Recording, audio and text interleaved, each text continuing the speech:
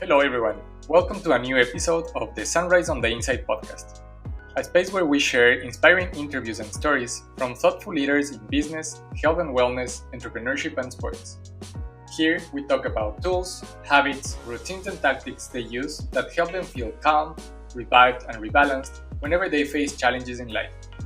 I'm your host, Nico Estrella, a serial entrepreneur, former professional soccer player and co-founder of Waku. Hello, everyone. Welcome to a new episode of the Sunrise on the Inside podcast. My guest today is Kristen Mihaly. Kristen is a functional nutritional therapy practitioner and a board certified in holistic nutritionist. She is the owner and founder of Nourish Holistic Health and Nutrition, located in Bradford, New Hampshire. Kristen opened Nourish in 2013 and works with men, women, and children across the US and around the world to balance digestion and improve hormonal health. She is also certified in bio-body feedback technique and certified in Neurology of Digestion using Applied Kinesiology. Kristen also offers functional laboratory testing and blood testing within her one-on-one practice to focus on the whole picture of health. After experiencing her own health issues as a young girl, she made it her mission to help others regain optimal health, as she wholeheartedly believes the body has a deep and innate ability to heal and repair. I am super excited to have this conversation. Welcome to the show, Kristen. Thank you. Thank you so much for having me, Nico. I'm very excited and honored to be here. Yeah, thank you for coming. And I guess I wanted to start our conversation um, asking you a couple questions about your story and asking you a couple questions about your background. And I was doing some research before the conversation, and I read that you had a dream of becoming a singer, right? Yes. Um, Yes. yeah, can you tell us a little bit A little about different career that? path. Yeah. So I always was obsessed with singing and songwriting. I started singing when I was 4 or 5 years old, and I'm born and raised on Cape Cod down in Massachusetts. And I was songwriting, and in college, I ended up working with a few people at Columbia Records and getting some songs put together. We were back and forth in Nashville and up here in New England, and went down to Nashville, had some meetings, and I realized that it wasn't 100% what I wanted to do. And I didn't want my love for music to have pressure on it or, put it in a box and making that my full-time career or profession. So it has now moved to a hobby of mine, and I have a 9-month-old son. So we'll sing songs, and it looks a bit differently these days. Part of the shift was also being sick myself. And around this time when I was, really back and forth with music or nutrition was when I was going through some healing work. And then when I saw the results of holistic nutrition in my body, that sort of sealed the deal. That's awesome. I'm gonna circle back to talk a little bit more about your career in the nutrition side, but that's so interesting about like this shift, because yeah, it's a big shift in career, right? Um, and I think one of my biggest dreams will be to have a nice voice to sing. I love to sing karaoke, Yes. but my voice is not that great. I just like do passionately, but I That's think why you do everybody, it. yeah, everybody else Exactly. around me just suffers through it, but I don't care. I just It go for brings it. joy. Good, good. That's Yeah, so yeah, great. yeah, yeah. It But does. that path that you mentioned reminds me a little bit of whenever I was starting my career. Whenever I was like 17 and 18, I played professionally soccer for a Oh, couple years. wow. Okay, And I think I have incredible. something similar to you in the sense of like um, I've loved soccer my whole life, and I still enjoy playing soccer and all. But when I was a kid, I remember that playing soccer was super fun, and like I really enjoyed playing soccer. But once Yes. it started to become a job, it kind of like started to lose the magic a little bit. 100%, Nico. I Yeah, completely was that relate with like that. what that happened to you? That was totally it. There were restrictions, and this was going back maybe 15 years ago, 20 years ago. So things were a little different, but there were kind of boxes on what you needed to look like, what you had to wear, how much weight you should gain or lose, what song ideas or topics you should write about. And it just started to lose its passion in me and its joy. And you're right. Like once that shift was, okay, this is what it would be like as your profession, I started to lose the love of it. And what I always loved about singing, and you may have felt this with soccer, was when I was singing or writing or performing, it's like everything else around me stopped.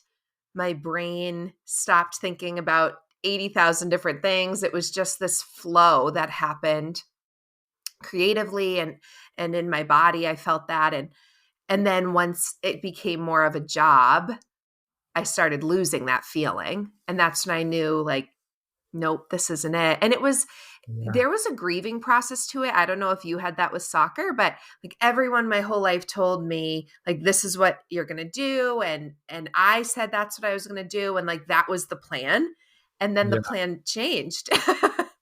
And the So thing that at some point, whenever you are so into something, it kind of like becomes part of your identity, right? Like I think that that was like the biggest thing that like was hard for me, was that like since I have memory, my identity was tied around soccer because I yes, played soccer since I have memory, and during my whole high school, all my friends, all my teachers, everybody knew that my dream was to become a professional soccer player. And I like I was a professional soccer player, and after that period, it was kind of like a little bit lost in like your identity, right? Like I think that that exactly. happened to me a little bit whenever I started to kind of like find my own path in like my professional career and becoming an entrepreneur. But yeah, I took a there was like a gap in like, and I was just trying to figure out who was Like, who I am outside of I? soccer. Yeah, Exactly. Like, who was I without singing? And even my parents will show home videos when we were little kids.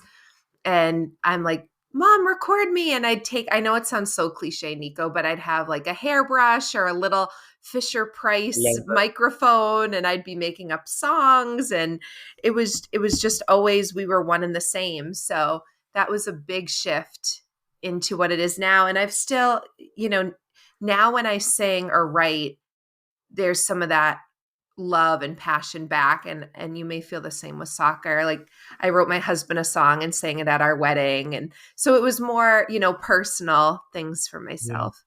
I was about to ask if you still write some songs and or perform.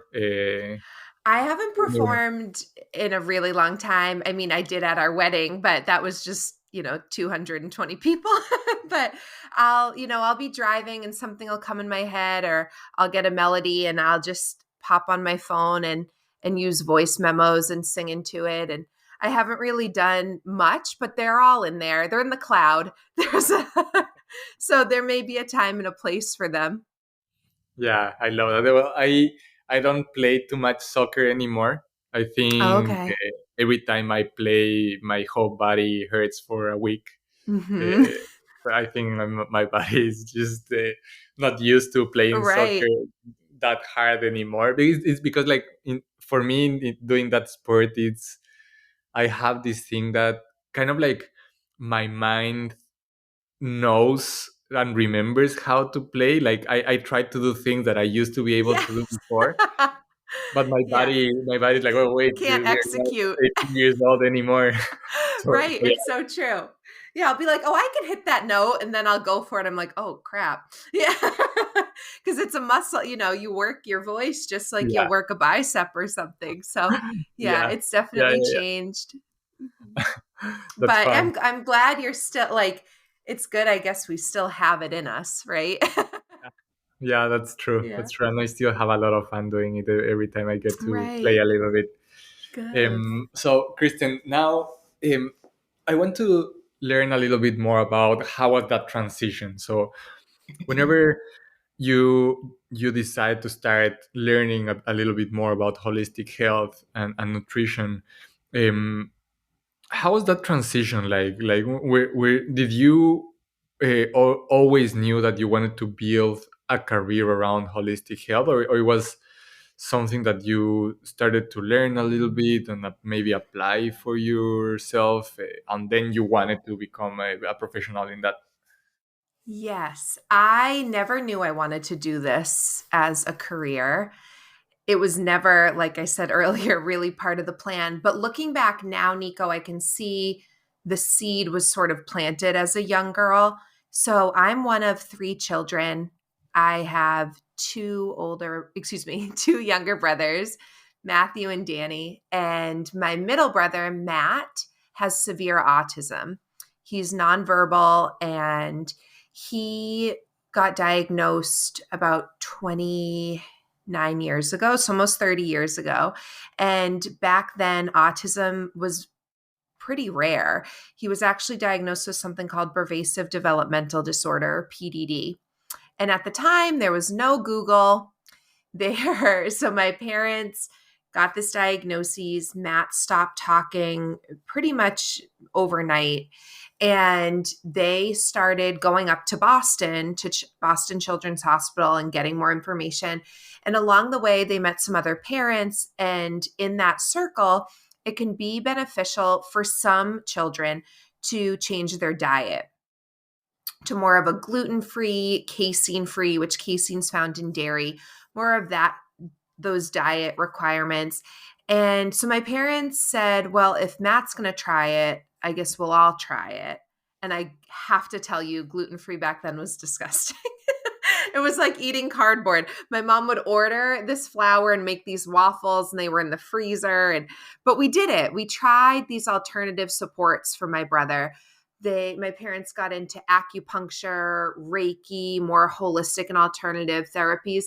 And I'm not going to lie, some people even in our family thought they were quacks. Like they're losing it.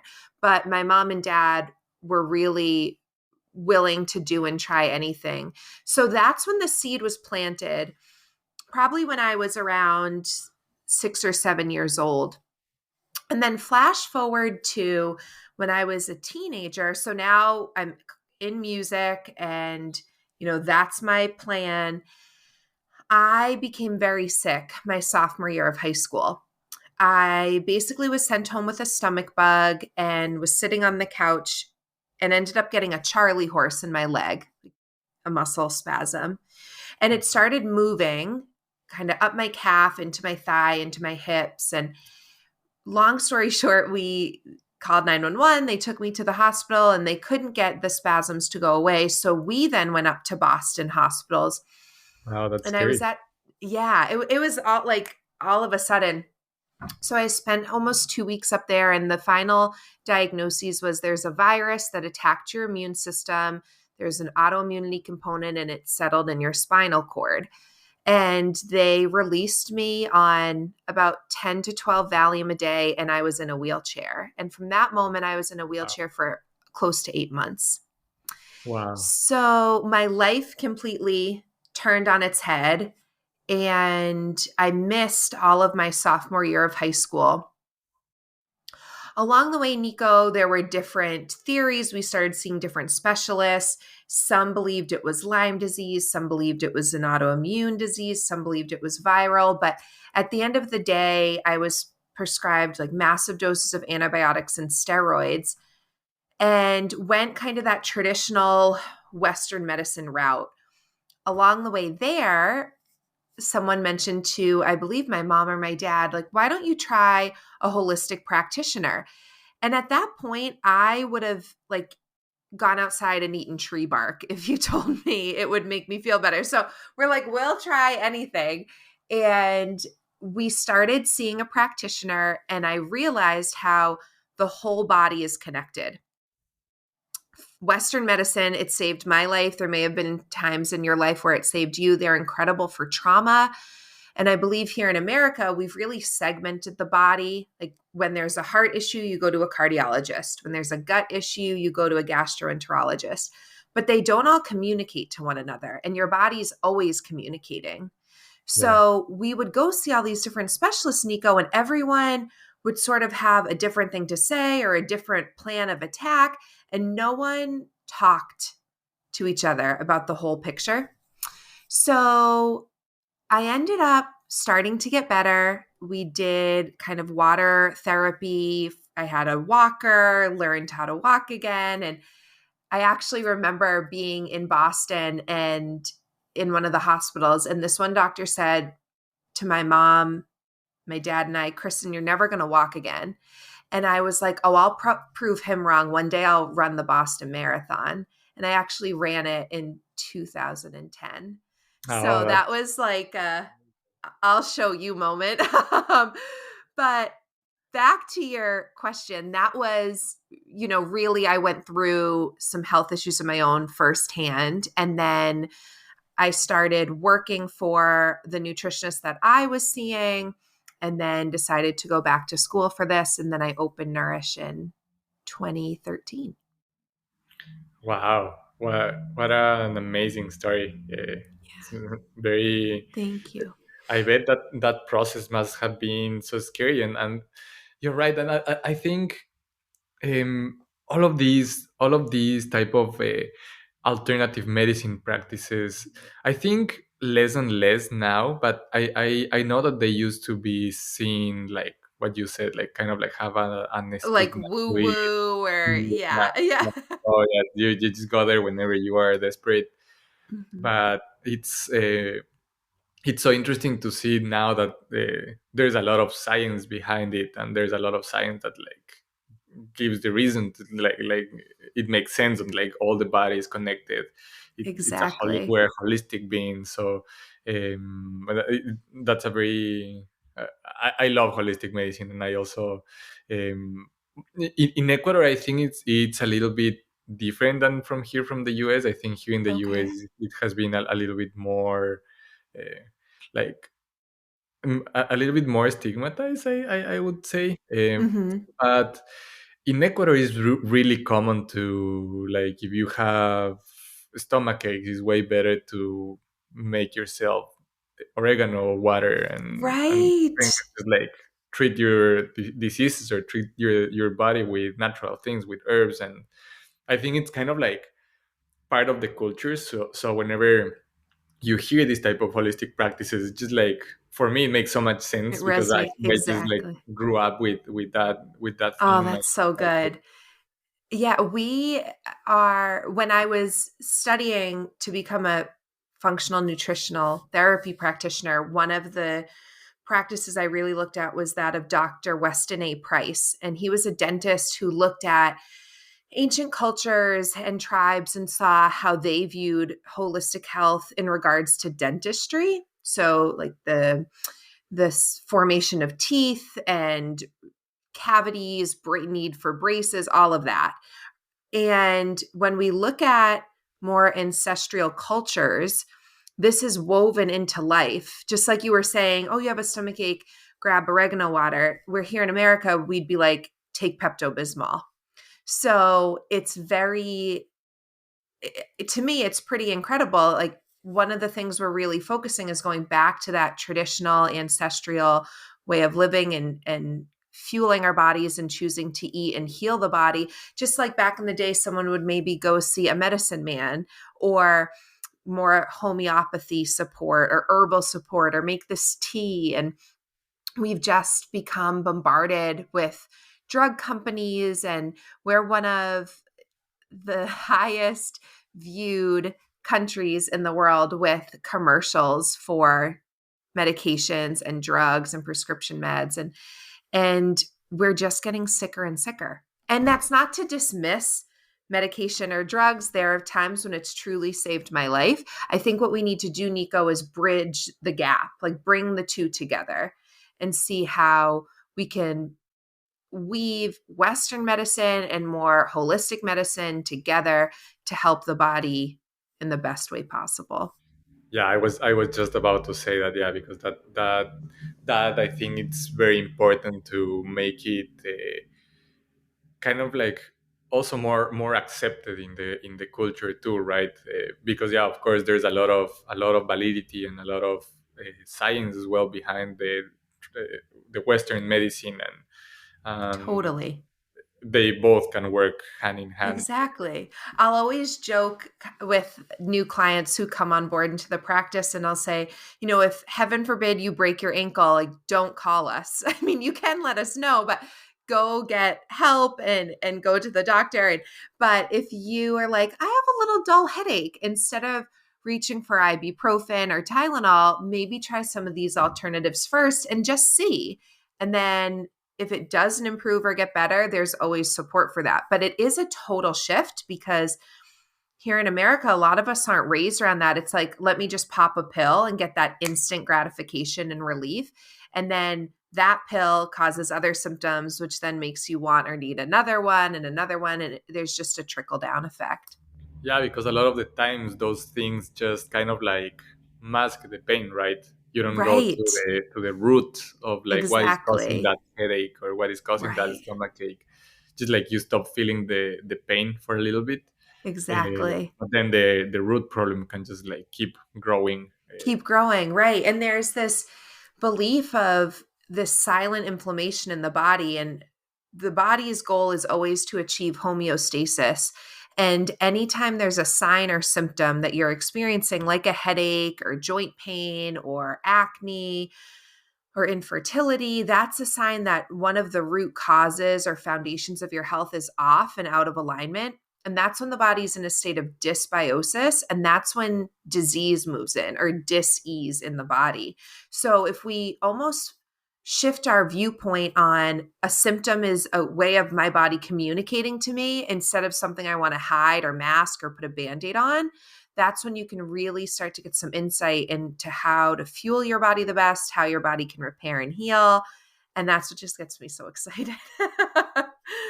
So, Yes, 100%, 100% agree. So now I want to move a little bit more towards the practice you do itself, because I was reading, and I've never heard some of the terms of the things that you do that piqued my attention a lot.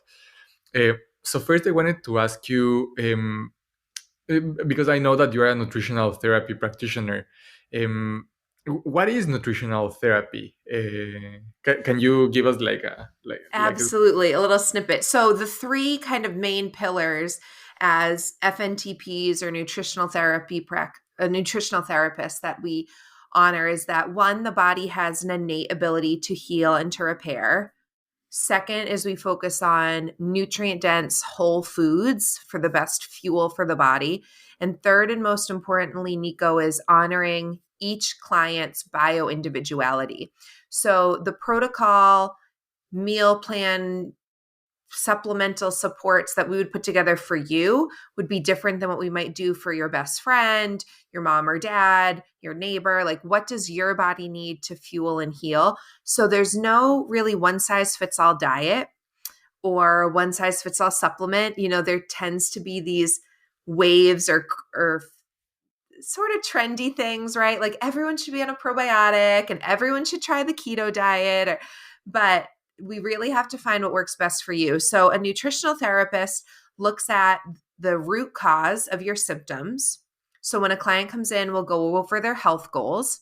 And then it's my job to almost be the detective in their body and see, where is this imbalance? Is it digestive? Is it hormonal, blood sugar? Is it a nutrient deficiency? Is there inflammation? And then we work to repair that foundation. And the goal is to see those symptoms alleviate or lessen. got it? That's so interesting. And what types of diseases can you treat with nutrition? Absolutely. So, due to kind of FDA guidelines, we can't treat anything. We're not allowed to really say treat. We can say heal and repair. So I will just put that little disclaimer out. In my practice, Nico, we currently have about 450 clients active in the practice. And our youngest client is 6 months old, and our oldest client is 93. So the 6 month old, just for example, mom brought baby in because there was a lot of acid reflux, GERD, spit up. So we found some hidden food allergies, removed those, kind of healed and sealed the baby's leaky gut and mom's leaky gut. And now baby's doing great. The 93-year-old is going through prostate cancer treatment. So really, food and nutrition, Hippocrates actually said, heal the gut, heal the body. So looking back at how you fuel your system, what food you decide to put in it, just like the fuel you decide to put in a car, that's going to have a positive or negative result in your overall health. So we see conditions, ADD, HD, autism, asthma, allergies, food allergies, environmental allergies, digestive issues like IBS, IBD, Crohn's, colitis. We do have a group of cancer clients in the practice, and a lot of infertility or like menopausal imbalances, diabetes, kidney failure. So really, I don't want to say like anything can be fixed with nutrition, but or supported with nutrition, but if you're putting nutrient dense whole foods, like for what that means is, spinach, broccoli, pastured chicken, or grass-fed eggs, that into the system, if you tolerate those foods, that's going to give you better results than like Diet Coke, Kit Kat bars, and Doritos, that kind of thing. Yeah, yeah, that's 100% right. I recently heard it was a phrase, I think, that was saying that our body is generating new cells all the time, right? Yes. And the way the cells get created is with the food that we put in our bodies. Right. So the better food you give the cells to keep creating themselves, the better cells you will have. So it's better to Like, have cells made out of whole foods than cells made out of right. Kit Kats or Processed Coke. foods, Yeah, exactly. You really are what you eat. It becomes what you eat. And my view in Nourish is that of striving for like an 80-20 balance, 90-10 balance. We are not, there are some situations and clients who walk through the door with terminal illness or disease where we're like, okay, we got to really rein it in here.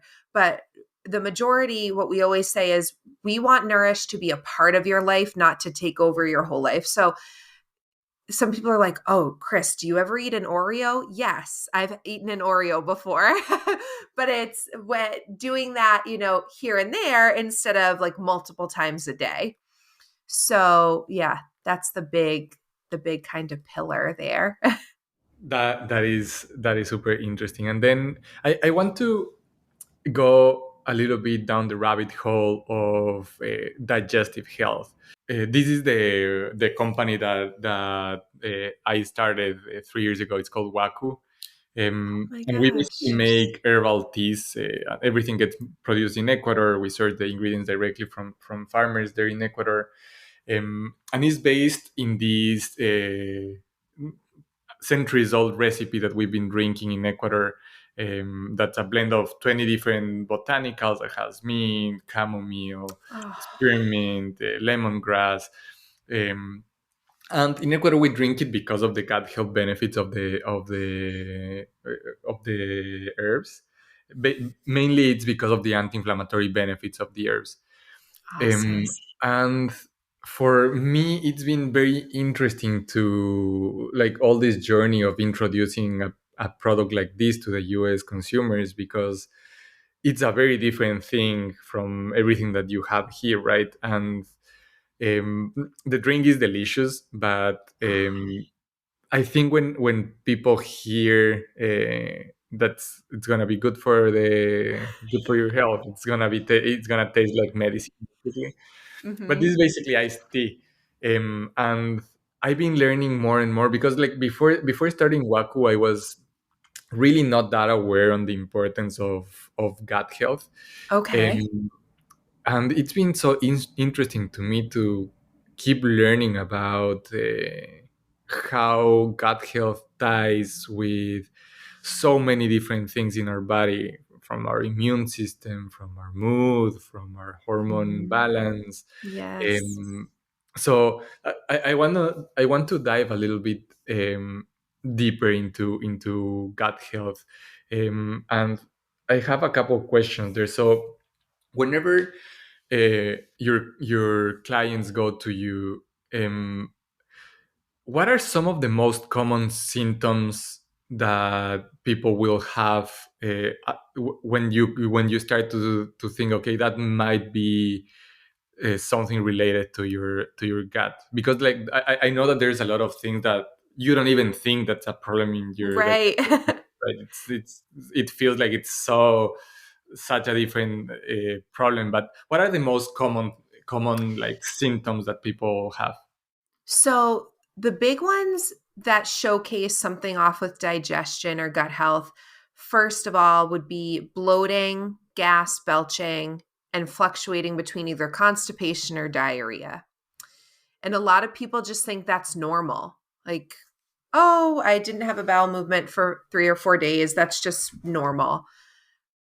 But none of that is what we ideally want for the body. Yeah. So those are the big like GI ones. And then bigger picture, Nico, anytime I hear of anxiety, depression, skin irritations like eczema or psoriasis, and then also looking at hormones, like if a woman's having difficulty conceiving or menstruation issues, or if a male client comes in with low testosterone support, I always say, okay, we got to check the gut out, look at the small and large intestine, the stomach, and liver, gallbladder. Like, how's that all playing into GI? Wow. So let's say somebody comes with feeling like a little bit depressed, and maybe that they've been feeling a little bit just like tired Mhm. with low energy in general. Um, what type of digestive problem may be causing that?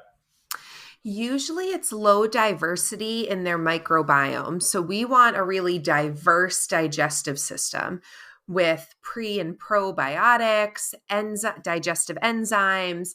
We want there to be a lot of diversity there present because that is where about 70% of your immune system lives and where 70 to 80% of hormones start production. And I'm talking about our happy hormones like dopamine, serotonin, melatonin. Cholesterol is a hormone, not just estrogen, testosterone, progesterone. So the first thing we would see, there's sort of 5 steps. The first is removal. So, are there any hidden food allergies that are causing what we call leaky gut? Are there any food sensitivities, or are there any pathogens, Nico, like salmonella, implanted viruses, bacteria, parasites, or heavy metals that are affecting the gut? Because we can't heal the digestive tract if every day we're getting exposed to a food that we can't break down, right? Mm. Or like if someone's living in a house with mold and they have mold sensitivity, we can't heal and repair the body if every second of the day they're exposed to this mold. So first is removal. Second And is then, repair. sorry to interrupt there, but No, then that's good. how can you know that you What have it is. mold sensitivity? Yeah, because like probably if you have one of these allergies, I know that of course there are some allergies that I don't know, you're allergic to peanuts, and once you touch a peanut, you just like you feel Right. it immediately. But I know that there's other types of sensitivities that it's not Exactly. that apparent, right? That like probably you've lived your whole life with that and you don't even know. And not know. That's so true. So How a, can you learn? Yeah. a true allergy would it typically produces like an anaphylaxis response. So like you said with the peanuts, someone touches a peanut, itchy hives, throat closes up, swelling. That is different than a sensitivity. A sensitivity, Nico, can usually present itself around 72 hours post exposure. So, for example, let's say you ate a banana today. You felt great. You ate a banana for a snack. And then 2 days from now, you're like, wow, I have a really bad headache, or I'm kind of bloated. You and I think, well, what did I just eat? But it could actually be the banana from 2 days ago. So, Hmm. what we do, we use a couple different modalities to determine these. Some clients will do blood testing. So, we'll order a blood test for food allergies or sensitivities. And sensitivities usually present themselves with more symptoms like bloating, headaches, skin issues, joint pain, inflammation. So we can either do blood testing, or if the client's coming in person, we use a couple different types of testing in office, like applied kinesiology. So we'll test them for the foods right here in the office. Or we Got could it. order a stool test as well to see like is there yeast overgrowth or bacteria infections in their body. Got it. So then once we determine, what does your body do well with, what does your body need to take a break from, we also sometimes will use a pulse test with kids in the practice so it's not as invasive, and or we'll just do an elimination diet like, hey, can you please try 2 weeks without gluten and then report back, did your headaches getting better, did your joint pain improve, yes or no, so that the client really sees the connection themselves and makes that for themselves. So Hmm. then once we isolate those sensitivities in the gut, we work to pull them either out of the diet or remove them. Then we heal and seal the gut lining. So then we move to repair phase. And that's when we want to kind of close up any leaky gut, strengthen the integrity of the gut lining. And we'll use certain herbs, certain vitamins and minerals. Bone broth is amazing to really seal everything up. Aloe, Jerusalem artichoke, chamomile, cat's claw. So we'll use, depending on the client and, age and what they're experiencing, we'll use those. Then the third step is relationships. So now we have to make sure that the stomach, large and small intestine are kind of playing well with others. So, how's Yeah. your liver? How's your gallbladder? If you still have one, how are your kidneys doing? So we check those organs out with either the testing in office or some other blood work. Fourth step is reinoculate. So then we put in good pre and probiotics and digestive enzymes. And I never want clients, Nico, to be on like this laundry list of supplements. You can get an incredible amount of probiotics from 1 tablespoon of sauerkraut, which Hmm. costs pennies, or Yeah. kombucha or kimchi. So, we always give the food forms first. And then the final step is reintroduce. So then, in the example I was using a minute ago with the banana, then we would have you try eating a banana again for a couple days and then wait and see, did you have a headache now? Did you have any joint pain? Or if you feel great, it can come back in. So that's sort of how we look at digestive repair and health overall. And there, I have a question. So, um, is it helpful if let's say you haven't been to the doctor yet, so you still don't know what's the sensitivity that you have, or you still don't know Okay. like what's the real root of the symptoms that you're having. Um, but let's say you listen to this podcast and you heard that consuming kimchi or a kombucha and you start to change your diet into whole foods and start eating better. um, is it still helpful if you just like kind of like I think a lot of people will maybe skip the part of like diagnosing and go directly to try to eat repairing foods. Is it Totally. still helpful, or you would recommend always to try to find the cause first to really make an impact? Oh, that's a good question. I would say, always try to find the root cause, because if you ignore that, Nico, what you're going to find is you might add in kombucha, kimchi, bone broth, and you're feeling better. But then the minute you stop that, you might see those symptoms come back, and it's really easy to just dismiss it and be like, oh, that didn't work, you know? Mhm. So the thing that a lot of people or listeners could just try, sort of the five heaviest inflammatory foods, or the five foods that we see the most reaction to sensitivity wise, are typically dairy, gluten, so dairy from a cow, gluten, corn, sugar, and eggs. So if you're like, all right, how do I do with dairy? You would avoid it for 3 to 7 days. See if you notice any change. Was your energy up? Did you sleep better? Did you have better mental clarity? Did you have less bloating? Did you have a bowel movement every day?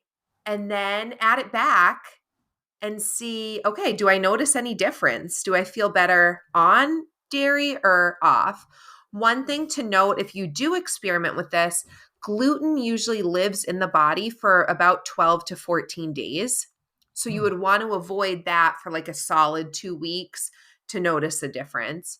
But none of these foods are bad, Nico. Some of them get a bad rap, like gluten, right? Everyone's like, "Oh, I'm gluten free," and it's really not, or it's not the egg. It's what we've done here in America with processing. So much traditional or conventional, excuse me, wheat is heavily sprayed with glyphosate, Roundup. It's genetically modified. Our eggs come from chickens who never see the light of day and are force fed a grain diet, when chickens are really designed to be outside eating the grass and the bugs and the grubs and getting sunlight.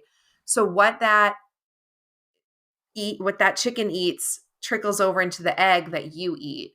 So, don't think, oh, well, here's this nutritionist saying eggs are bad. Like, no, sometimes it has to do with the sourcing, and that's when the nutrient density comes in. So you might Yeah. find, wow, if I shift to like organic milk, or if I do a sprouted bread instead of like Wonder Bread, I feel a lot better.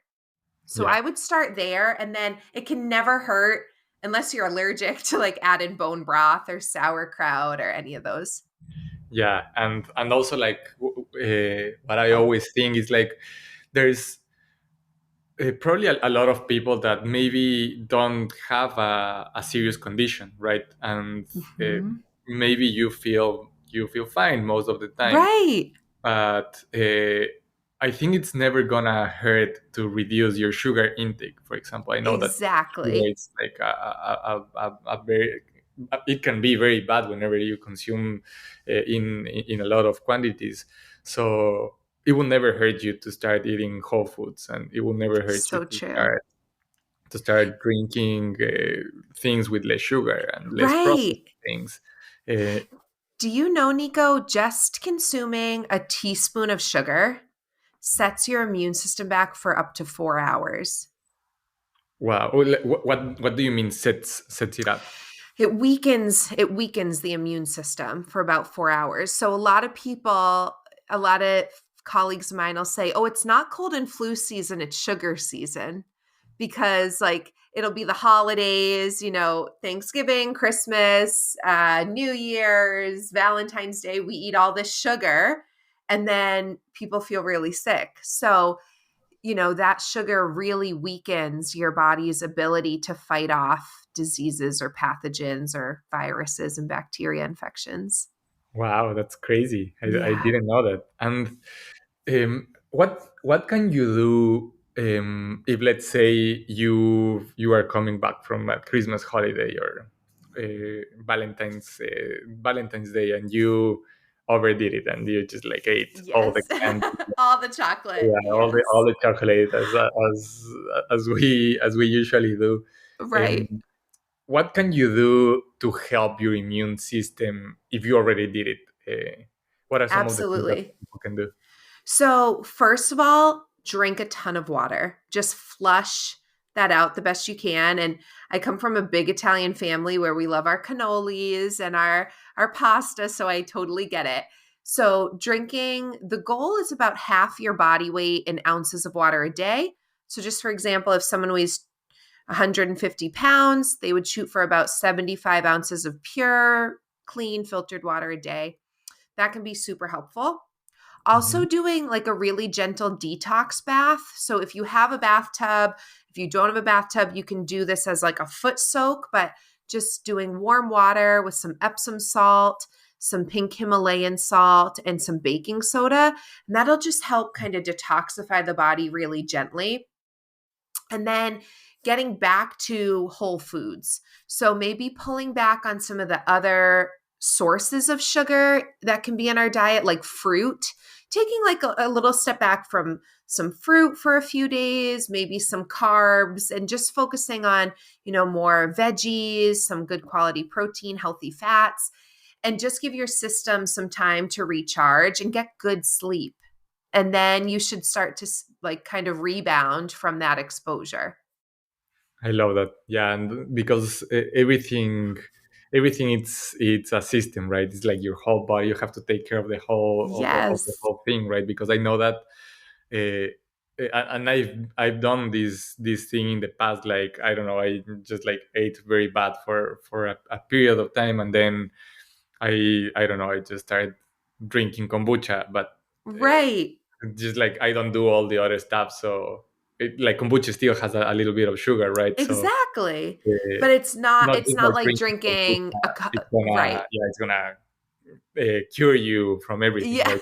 It's like drinking one thing. So true. you have to do And the all. kombucha, Nico's a better option than, and I'm not saying you would do this, but like than Mountain Dew, right? Yeah, Like, so there's a transition. And the cool thing to keep in mind too is the body's so resilient. It really is. So it can bounce back when you just take a shift on what you're putting in your system. People will usually feel a difference in like 1 to 3 days. that's amazing. Yeah, Yeah. that's totally true. I did a thing during February. I think I'm addicted to sodas, even though I'm not Okay. the founder of a healthy drink company. Uh, Yep. a lot, like I don't know. I just like grew up. My family always used to drink Coke, and like there's always Coke in my house. Mhm. So I was in my house. I visited Ecuador for Christmas, and I stayed for January there for like 30 days. And of course, soda was present every day in the table. And of course, it's not like the only thing that I drink, because I also drink one bottle of Waku and one bottle of soda. Right. But after that period, I felt that my cravings were too strong. Like every day I was waking up and saying like, oh, I just like I am craving soda right now. That's bad. And so I did a thing during the whole February month of Awesome. not drinking soda, not one bottle. And normally whenever I do this type of commitments, that I know that soda, it's like a very strong, I think it's addiction to the thing. Right. um, I try to do in like periods, as you said, like okay, I'm not saying that I'm gonna ditch Coke for the rest of my life, because I think that can be an overwhelming commitment. But I said, okay, Totally. I'm gonna do 1 month of, I'm gonna detox from the sodas. I just don't want to have these cravings anymore. Replace it with better drinks like Waku, like kombucha, like other things. Maybe sparkling water to have like the bubbly sensation. Yes, or with a lemon or a lime, something. Yeah, and it has. I do notice the difference a lot. Like the sleep is better, Yeah. more energy. Just like by taking one of Right, one little the thing. biggest things that was adding sugar to my diet, because normally I don't consume much sugar in other things. Right. So that's been That's great awesome. for me. So I think that So good. it's always very, very helpful to try to identify as well what's like that 80-20, as you said, Hmm. right? Like what's like one of the things that you're consuming right now that's hurting you the most. It's Right. easier to take just one thing rather than just like changing completely your whole Everything, diet, exactly. changing Because everything that at a gets so overwhelming. And a lot of times it's things like you were saying, you would drink that with your dad. Like it's passed down to generations. And, oh, we bought Kraft mac and cheese. So I'm going to buy Kraft mac and cheese for my kids. And then they're going to buy it for their kids. Like it's just what we're used to. And sometimes when you shift this, it causes this like ripple effect in the family or with friends. Like, wait, why isn't Nico drinking Coke anymore? And it makes people kind of look at themselves like, should I not drink Coke? And yeah. so, yeah, but like one thing, one day at a time. It sounds kind of cheesy, but health really is a journey. We're never going to check it off like, oh, yep, okay, I'm totally healthy, done, on to the next thing. It's Yeah. something we're always sort of working with and striving for. And there are days that you're like, wow, I really kicked butt today. Like I drank all my water, I got good sleep. And then there are days where you're like, it's 4 o'clock and all I've had is coffee. Yeah. So it comes and it goes. And that's just being human. Like we're not robots. We have those highs and lows, and it moves all the time. Yeah, I agree, and I think that that's the important thing. It's just like not being too hard on yourself, right? And as you said, like your body is very resilient. So if you just like overdid in something like a bad habit, maybe take a week to just like treat your body correctly, and it's gonna bounce back. And it's this Yes, this journey that we're gonna be like that our whole lives, right?